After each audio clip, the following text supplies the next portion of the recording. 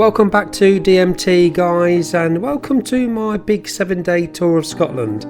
This is day 5. I'm now leaving the Isle of Skye and riding 195 miles to Ullapool to my next Airbnb there. Once I get back on the mainland of Scotland, I'll be on the iconic NC 500, the North Coast 500 route, and heading towards one of the famous passes and sections of the route, the Bealach Pass on the Applecross Peninsula.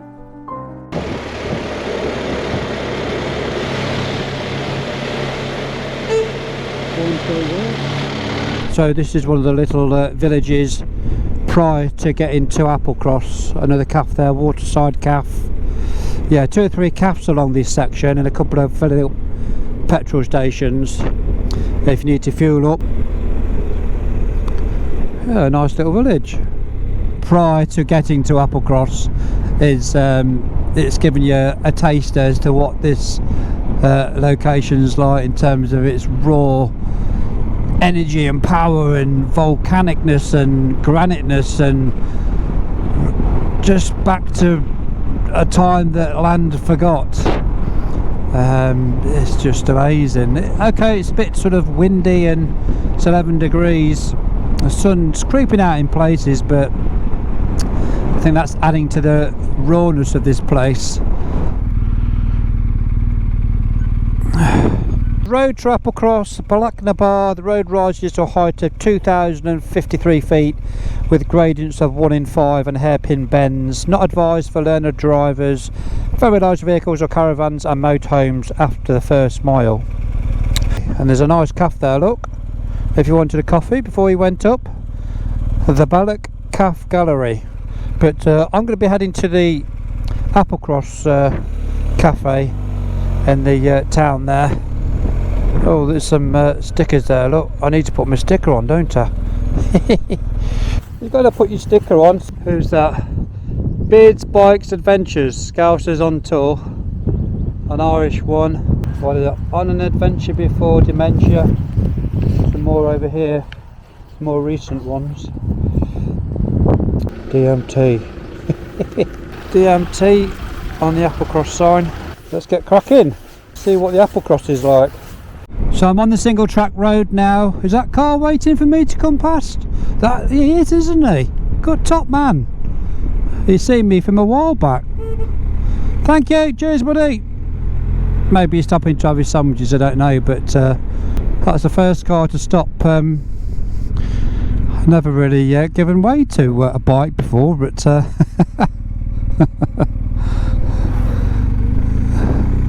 think we could have got by each other, although I've got the panniers on the back. That mountain there looks like the Devil's Tower from Close Encounters. Do you remember the film? One of these aliens landing behind it. Looks like he's stopping for me. Nice one so far. The etiquette on the Applecross is quite good. Oh, it's a long sweeping hairpin bend. People stopping for a photo. Let's have a quick stop so I can turn the camera around. Look at that. Spectacular.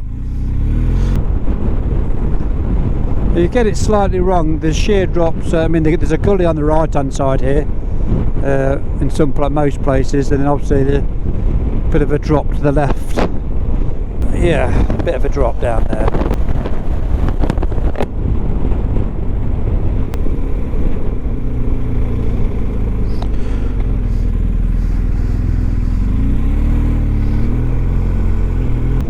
I got my waterproofs on, so all's good. The chap here is cycling up. Look at this wiggly bit coming up on the sat nav.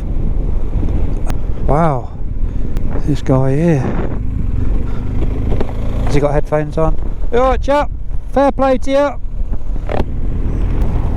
It's starting to rain proper now. Let's open it up a bit. Let's do the national speed limit on Applecross. A dent. 57, 60. Yeah, look, you wouldn't be going 60 up here, would you? It is bumpy as well, undulations. There's not many potholes. Surface is not too bad. That looks like the first proper hairpin bend. That van's turned to get around it and is now having to reverse, so that's a bit of information for me that it's going to be a tight hairpin bend. That's right, let's go for it. Right, let's get this right, DMT. Let's go out wide and then swing it round. Oh, it's not easy peasy. Look, that does look like the hard knot hairpin. That does, definitely very similar. Another one here. Oh, this is a big one. Gone really wide there. Didn't see that one coming. Overshot it. Can't really see much now. I'm literally got my head in the clouds.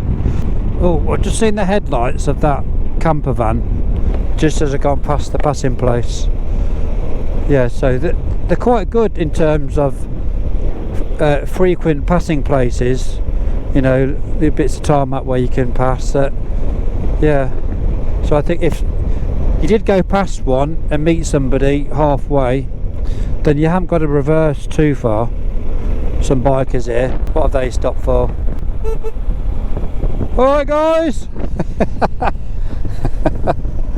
They're all happy. Oh look, we can see a bit now. Mind that pothole. Yes, we've gone through the top. Yeah, we're descending now, so it was just the top of Applecross where it was a bit hairy in terms of mist and not be able to see anything. Now we can see.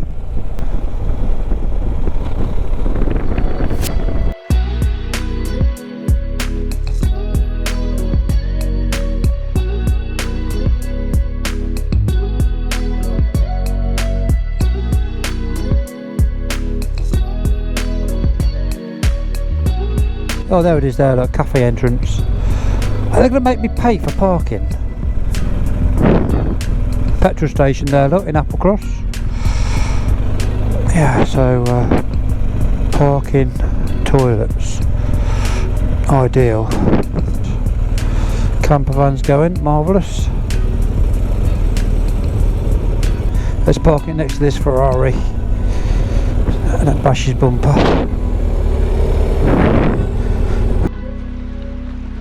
I'm just stopping for coffee and this is a viewpoint from the little car park. Nice car. Few nice cars. The Ferrari, Lotus, the Ferrari. I think out of the lot I'd have to go for the Lotus.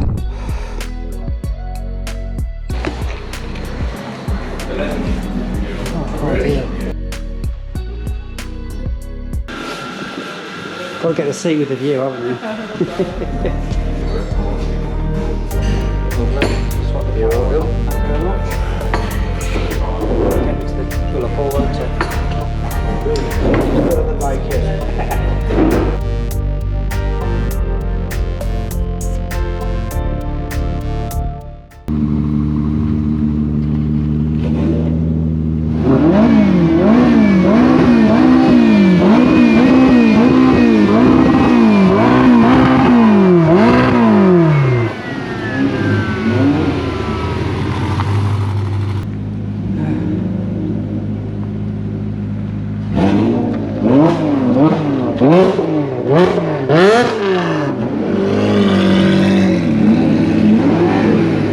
D27 long.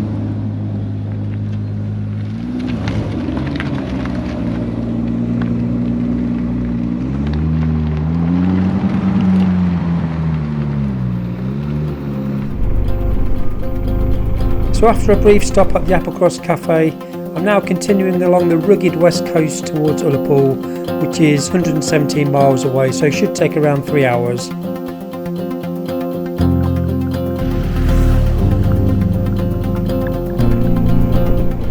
It's gone up to 13, 14 degrees now, and it's quite, I'm a bit warm. Oh, that's the first time I've come across another vehicle on the corner. Right as I come to this barrier, this Armco with a cliff edge.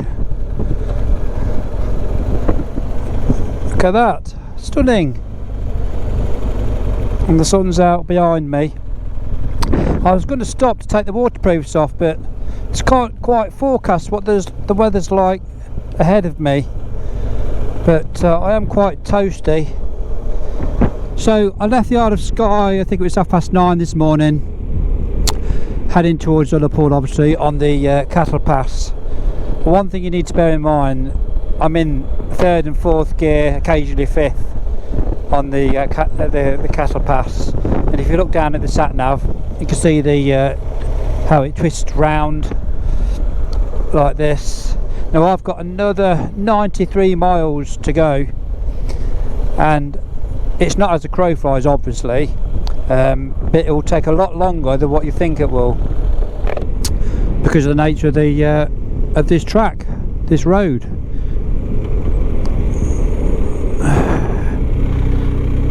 And sometimes you just don't know what's round the bend, so you've got to be prepared to brake suddenly.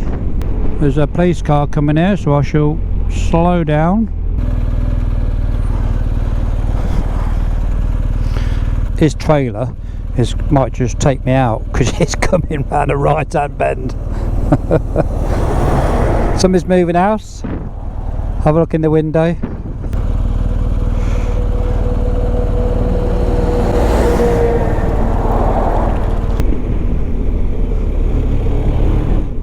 A whole mixture of different fauna and backdrop and scenic sort of things to look at whilst you're negotiating these.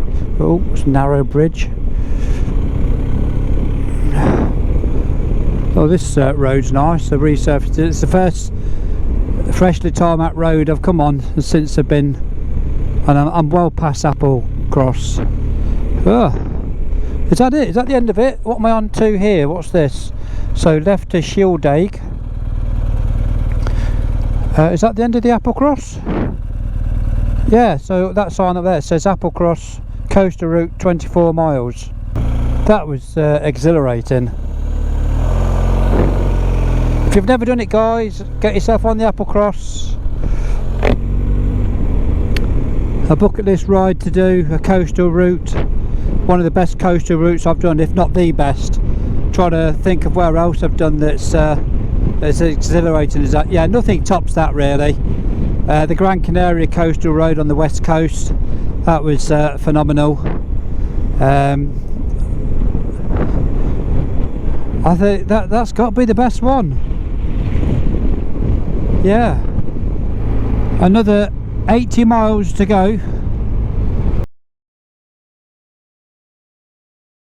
Just before I reach Ullapool, I pass Loch, which details the history behind the Arctic convoys during World War II, some of which departed from here.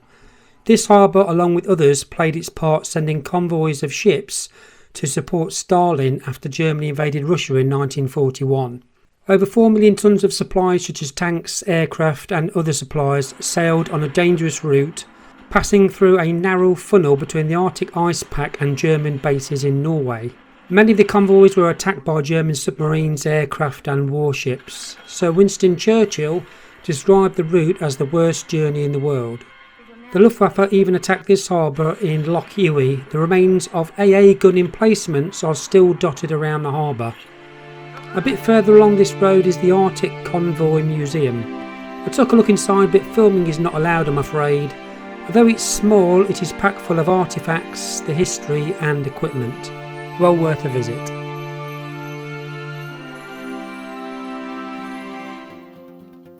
This one's £134 for the night, no breakfast, but I got it last minute. Just show you the room, which is quite nice. It's called the Snug.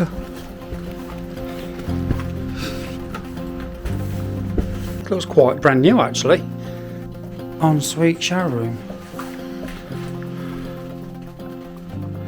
It says it's quite a short walk into the Ullapool town centre. I'd like to go down and get something to eat. So the Airbnb is just over there, and just round the corner is this riverside footpath to the centre of Ullapool, and beautiful little walk. finding my way around Ullapool looking for this fish and chip shop. Maybe I should follow the seagulls, but look, I just looked down this side street and look what I've seen.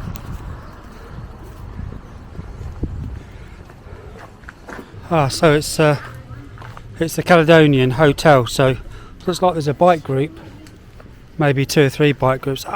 So they're from Ireland. Yeah, so we've got some Irish number plates. So they've come across from Ireland for the North Coast 500 potentially. Some nice bikes here. GS F750 GS, Ducati Multistrada, another Ducati, the HP 1250 GS at the back there, with a HP 1250 from Ireland. I think all this group here from Ireland. Triumph Tiger, of course. CBR, what's that at the back there? CB, what's that? 500R? 500, looks bigger than a 500, isn't it? An RT at the back. Nice. Yeah, they're all from Ireland. Well, and this group here. One big massive group from Ireland. Look, all Irish plates. Huge. Oh, and I'd swap this one from RGS. Without a doubt. The V4S Multistrada.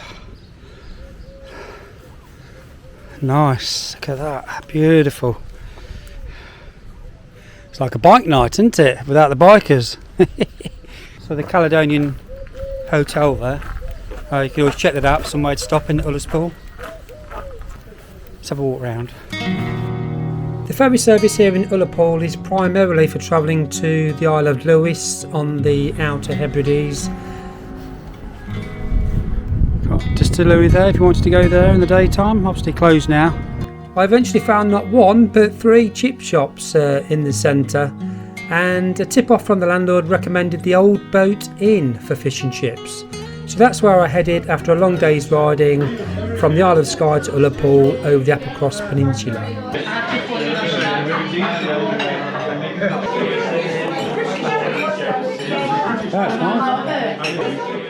Totals for the day: 192 miles, 5.5 hours riding, a maximum altitude of 2,231 feet, and a total of £208 spent altogether. So that concludes day 5 on my big 7-day Scotland tour, guys. Tomorrow I'll be continuing on the North Coast 500 from Ullapool to Tong, and then that's where I come off the NC 500. I'm not going across to John O'Groats for the photo opportunity of the signpost. I've taken advice from other bikers saying it's not necessarily the best route, particularly down the east coast on the A9. I'm going to be going up to Tong and then slicing down the middle of Scotland on the A839 from Tong to a place called Bonabridge, and then continuing on to Edinburgh, stopping in Edinburgh, and then the following day, which is a bit of a surprise, the Cairngorms, the ski capital of Scotland. So quite mountainous there, and a nice road to go down. If you're still watching, guys, I really appreciate it. Obviously you're a true follower of DMT. No, seriously, subscribe if not already subscribed, press the thumb button, it shows support for the channel and puts it out to more people, and the bell notification will let you know when the next episode is out. Take care for now, ride safe, see you soon, bye bye for now.